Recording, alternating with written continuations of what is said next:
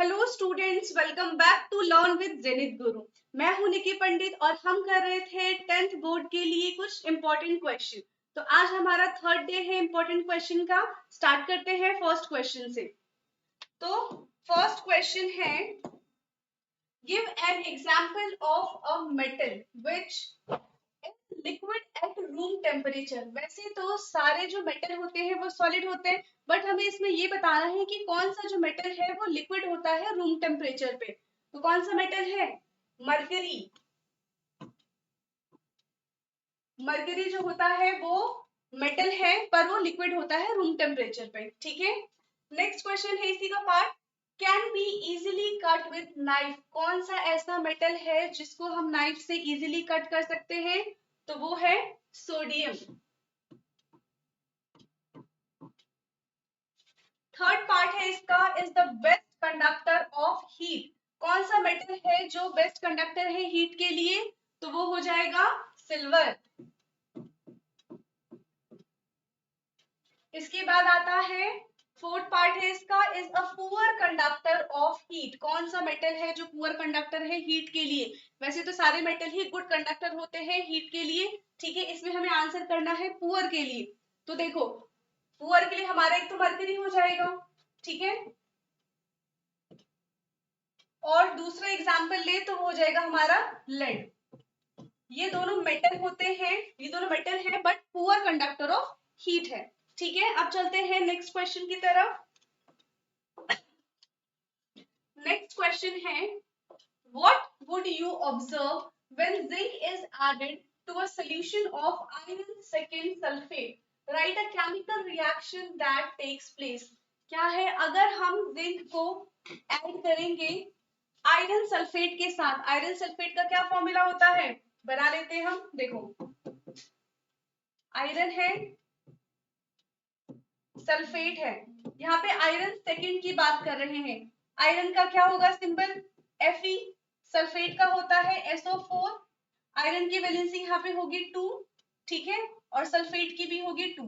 Cross multiplication करेंगे, इसका इसके साथ जाएगा, सल्फेट का 2 के साथ जाएगा, तो बन जाएगा हमारा Fe2SO4 का होल ट्वाइस, और 2 से 2 कट जाएगा तो हमारा बन जाएगा FeSO4। यानी कि आयरन सेकेंड सल्फाइड का फॉर्मूला बनेगा FeSO4।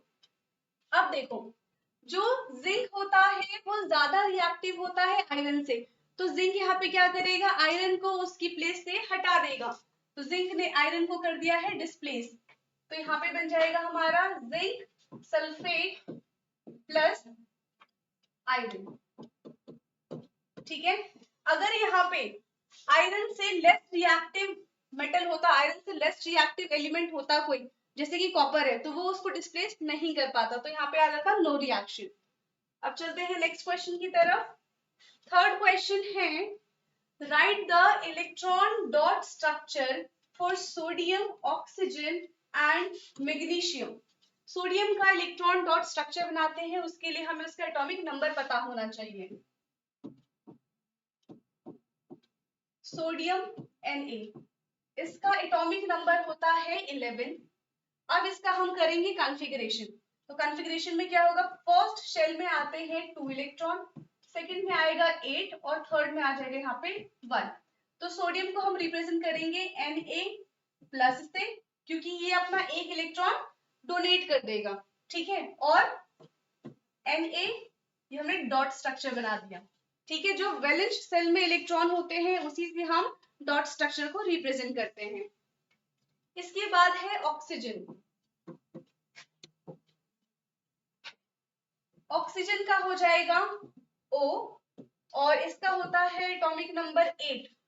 तो यहाँ पे आ जाएगा हमारा 2 एंड 6। ठीक है, तो ऑक्सीजन का क्या हो जाएगा, 6 रिप्रेजेंट करेंगे, 1 2 3 4 5 6। ये क्या करता है, 2 इलेक्ट्रॉन लेता है, तो इसीलिए ऑक्सीजन के ऊपर होता है 2 नेगेटिव का चार्ज। इसने किसी से 2 इलेक्ट्रॉन लिए हैं, 2 नेगेटिव पार्ट लिए हैं इसने, तो इसलिए ऑक्सीजन 2 नेगेटिव हो जाएगा। थर्ड है मैग्नीशियम।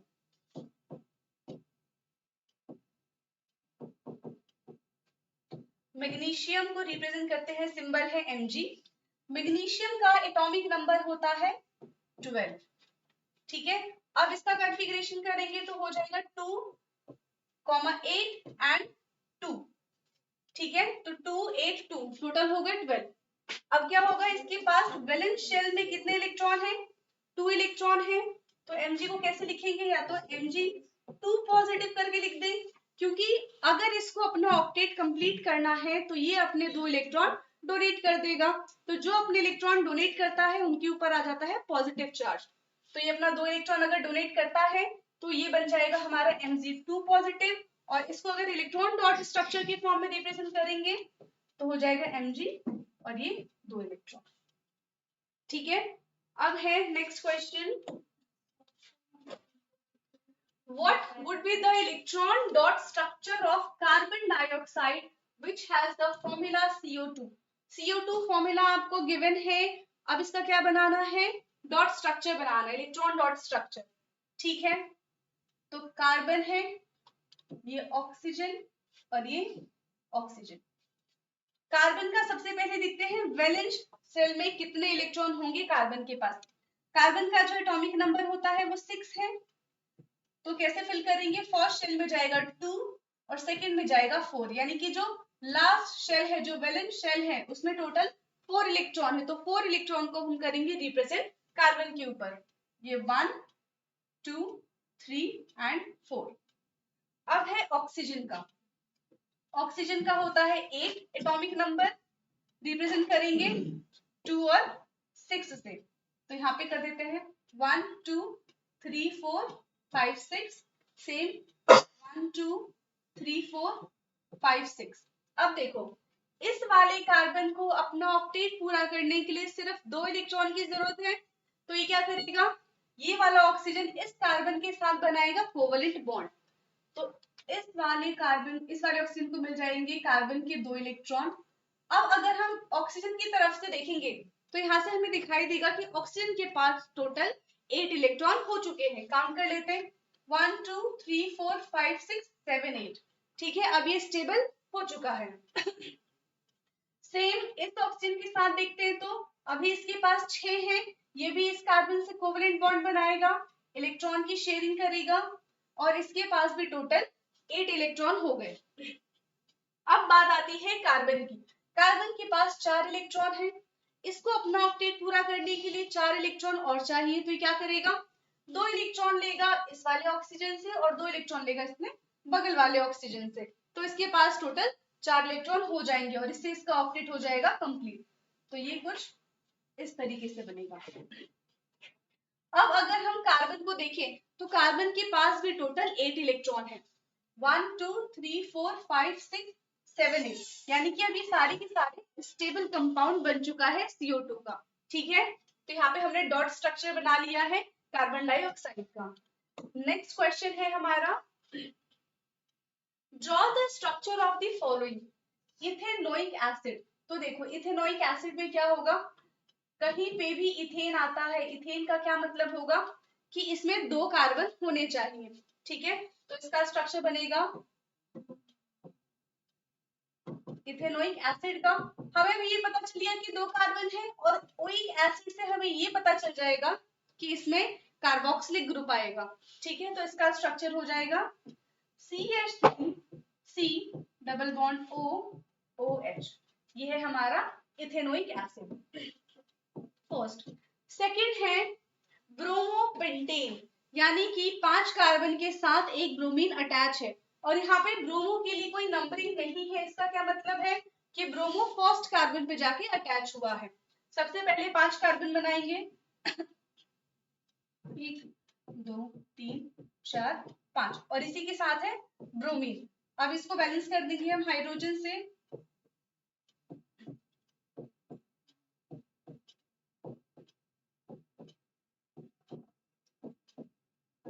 तो ये हमारा बन गया है ब्रोमोपेंटेन।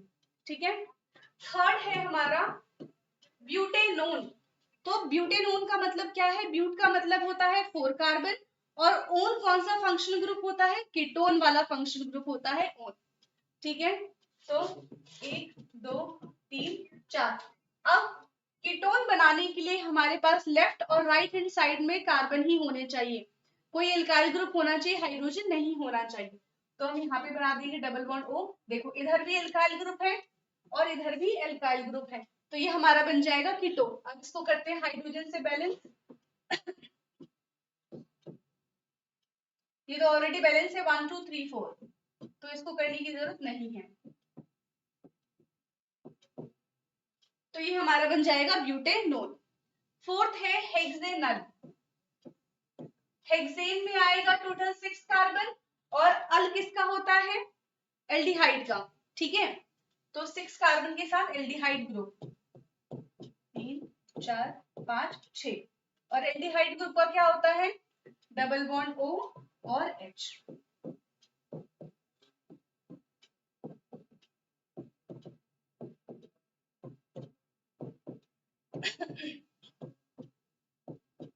तो ये हमारा बन जाएगा हेक्सेनल। ठीक है, अब इसमें क्या पूछ रहे हैं, are structural isomer possible for bromopentane. क्या ब्रोमोपेंटेन के लिए स्ट्रक्चरल आइसोमर पॉसिबल है? स्ट्रक्चरल आइसोमर का क्या मतलब होता है, सेम केमिकल फॉर्मूला होगा बट डिफरेंट स्ट्रक्चर होते हैं। ठीक है, तो अगर हम ब्रोमोपेंटेन का अलग स्ट्रक्चर बना सकते हैं या नहीं, इसमें ये पूछ रहे हैं। तो देखो इसमें हम बना सकते हैं। एक बार ब्रोमीन हमने यहाँ पे अटैच किया फर्स्ट वाले कार्बन पे, दूसरी बार हम सेकंड वाले कार्बन पे अटैच कर सकते हैं, और एक हम थर्ड वाले कार्बन पे भी अटैच कर सकते हैं। ठीक है, इसके अलावा हम कार्बन को भी चेंज करके अलग अलग ब्रोमीन को वहां पे अटैच कर सकते हैं, तो इसके आइसोमर्स बन सकते हैं। ठीक है, तो यहाँ पे हो जाएगा यस। नेक्स्ट क्वेश्चन है what are oxidising agent. Oxidising agent क्या होता है? तो ऑक्सीडाइजिंग एजेंट जो है वो क्या करेगा, दूसरों को ऑक्सीडाइज करके खुद का रिडक्शन कर लेता है, उसको हम बोलते हैं ऑक्सीडाइजिंग एजेंट। तो ऑक्सीडाइजिंग एजेंट क्या है, पॉइंट हम क्या लिखेंगे, which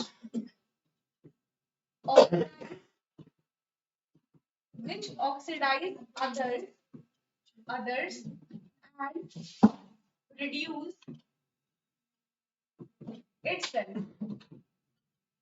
इसको हम बोलेंगे कि वो ऑक्सीडाइजिंग एजेंट है जो खुद का रिडक्शन कर ले। ठीक है, तो इसमें और क्या इसकी प्रॉपर्टी हो सकती है ऑक्सीडाइजिंग एजेंट की, जो खुद का रिडक्शन कर ले, तो रिडक्शन वाली जितनी भी प्रॉपर्टी है वो इसमें आ जाएगी। यानी कि ये क्या करेगा, लॉस ऑफ ऑक्सीजन, क्योंकि यहाँ पे रिडक्शन हो रहा है। दूसरा क्या है, गेन ऑफ हाइड्रोजन,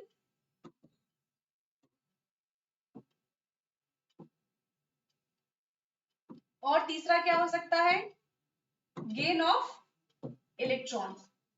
तो ये हमारा हो जाएगा ऑक्सीडाइजिंग एजेंट। और अगर एग्जाम्पल की हम बात करें कि कौन कौन से ऑक्सीडाइजिंग एजेंट होते हैं, तो एग्जाम्पल में आ जाएगा हमारा K2Cr2O7, ठीक है, पोटाशियम डाइक्रोमेट, और दूसरा है KMNO4, पोटाशियम परमैंगनेट। ये दोनों इसके एग्जाम्पल हो जाएंगे। ठीक है, लास्ट क्वेश्चन है आज की क्लास का, Which of the following hydrocarbon undergoes addition reaction? कौन से इसमें से हाइड्रोकार्बन है जो कि एडिशन रिएक्शन शो करेगा?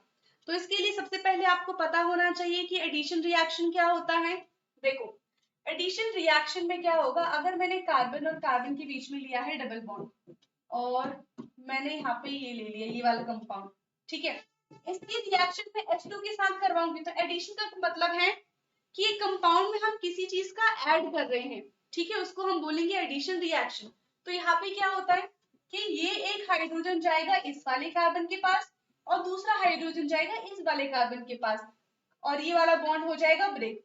तो अगर हमारे पास डबल बॉन्ड है या फिर ट्रिपल बॉन्ड है तो उसमें एडिशन रिएक्शन इजीली हम करा सकते हैं। लेकिन अगर हमारे पास सिंगल बॉन्ड वाला कंपाउंड है तो उसमें एडिशन रिएक्शन नहीं होगा। अब इसमें हमें सबका स्ट्रक्चर बना के देखना पड़ेगा कि किसमें एडिशन रिएक्शन होगा और किसमें नहीं है। इसमें पहला ही है C2H6। तो देखो C2H6 का तो मैंने यहाँ पे बना दिया है, तो इसमें एडिशन रिएक्शन हो रहा है। हाँ, इसमें एडिशन रिएक्शन हो रहा है, तो इसमें फर्स्ट वाले में तो हो रहा है। सेकंड वाले का स्ट्रक्चर बनाते हैं C3H8, C3 H8, तो 1 2 3, ठीक है, H8 है, 1 2 3 4 5 6 7 8। अब देखो यहाँ पे कोई ऐसा बॉन्ड ही नहीं है जिसको हम ब्रेक कर सके, तो एडिशन रिएक्शन तो नहीं हो सकता क्योंकि ऑलरेडी सारे के सारे ये क्या है, स्टेबल है, बैलेंस है। अब इनको और बैलेंस करने की जरूरत नहीं है हमको, तो ठीक है, सेकंड वाला तो नहीं होगा, सिर्फ अभी तो ये वाला है फर्स्ट वाला। थर्ड है C3H6, 1 2 3, 1 2 3 4, और यहाँ पे है 5, ठीक है। और मैंने अगर इन दोनों के बीच में डबल बॉन्ड बना दिया तो यहाँ पे बन जाएगा ये एक 6। तो देखो ये शो करेगा, क्यों, क्योंकि यहाँ पे डबल बॉन्ड है और इसको ब्रेक करके हम 2 हाइड्रोजन ऐड कर सकते हैं, तो एक हाइड्रोजन जाएगा इस वाले कार्बन के पास, एक हाइड्रोजन आएगा इस वाले कार्बन के पास, तो ये एडिशन रिएक्शन शो कर सकता है। तो यानी कि हमारा ये थर्ड वाला भी एडिशन रिएक्शन शो करेगा। अब फोर्थ की बात करते हैं, C2H2, तो CH2, तो बीच में आएगा हमारा ट्रिपल बॉन्ड। देखो ये तो दो बार एडिशन रिएक्शन शो कर सकता है, एक बार ट्रिपल बॉन्ड को ब्रेक करेंगे तो डबल में कन्वर्ट हो जाएगा, और एक बार फिर डबल को ब्रेक करेंगे तो सिंगल में कन्वर्ट हो जाएगा। तो हाँ, ये भी हमारा एडिशन रिएक्शन शो करेगा, करके दिखा देती हूँ। H2 के साथ रिएक्शन कराया, एक हाइड्रोजन जाएगा इस वाले कार्बन के पास, एक हाइड्रोजन जाएगा इस वाले कार्बन के पास, और बॉन्ड यहाँ से ब्रेक हो जाएगा, तो यहाँ पे बनेगा C double bond C, H H H और H। यहाँ पे हम दोबारा से H2 की रिएक्शन करा सकते हैं और ये भी बॉन्ड ब्रेक हो जाएगा, तो हो जाएगा C single bond C H H H, और यहाँ पे भी H H और H, तो ये भी होगा C2H2 भी होगा। CH4 देखो सिंगल कार्बन है, बॉन्ड ही नहीं बनेगा कार्बन कार्बन के बीच में, तो एडिशन रिएक्शन कहाँ से होगा, तो इसमें कौन कौन से है, फर्स्ट है, थर्ड है एंड फोर्थ है जो कि एडिशन रिएक्शन शो करेगा। ठीक है, आज की क्लास के लिए इतना ही, बाकी नेक्स्ट क्लास में और भी इंपॉर्टेंट क्वेश्चन ऐसे ही हम डिस्कस करेंगे। Okay, thank you.